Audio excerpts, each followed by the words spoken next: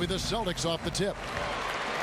Kevin, what a lot of fans don't get to see is all the work players do behind the scenes at home, before games, after games, on off days. Can you talk a little bit about that? Getting your body ready from the end of one game to play the next game. I mean, I've seen it, but you talk about it. Yeah, the wellness starts right after you stop playing. The minute you come off the court, you're iced. You got to do progressions where right after the game you shower. Obviously, you got to get massages. You got to get some type of wellness on your legs, just because you're running so much.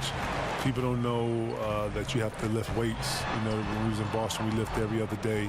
We had a strenuous strength program. Shout out to B-Do.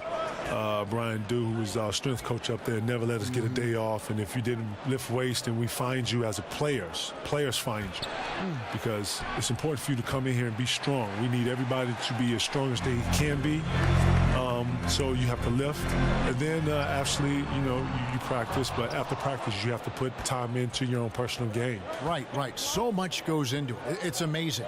All fueled up and ready to go. Brought to you by Gatorade. Let's check out who's on the floor.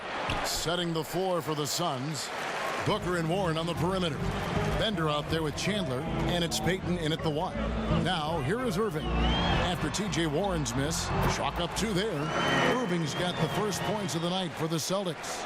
Well, the fans out there watching this, Kev, can you talk about why it's so incredibly difficult to win an NBA title, to become a champion? Why is it such a tough process? Well, just imagine having a goal and you're not pursuing the goal by yourself. Say you and somebody else. Relying on somebody else. Relying on somebody else, okay? So let's just say you and someone are doing something, walking up a hill. Y'all getting ready to go walk up a hill. Well, the speed at which you want to walk at might be different from the other person.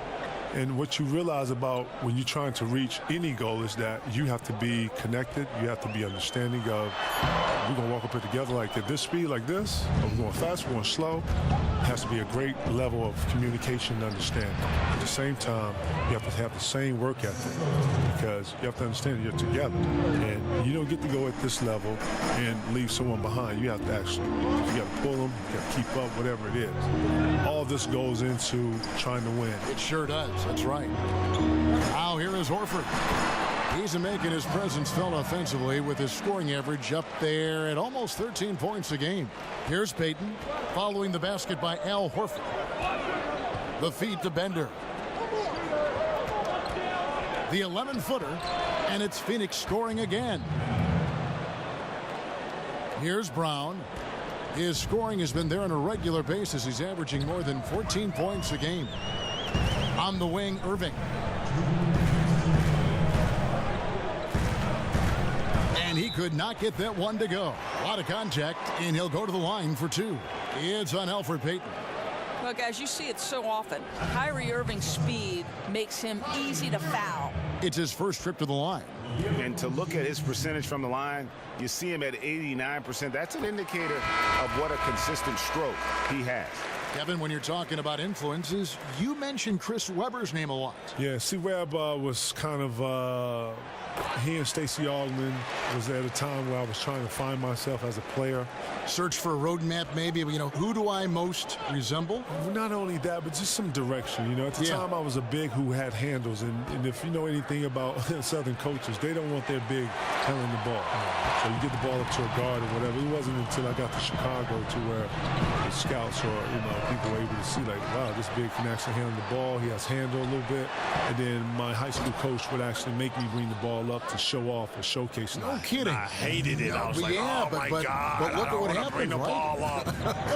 And he knew that turning, I could handle it. I was like, oh, my God, I hated this. And he knew I would go and dunk him on. I was like, man, I don't want to shoot. He was like, no, bring the ball up. Anyways. Here's Irving after the basket by Tyler Ulis. Screen by Monroe.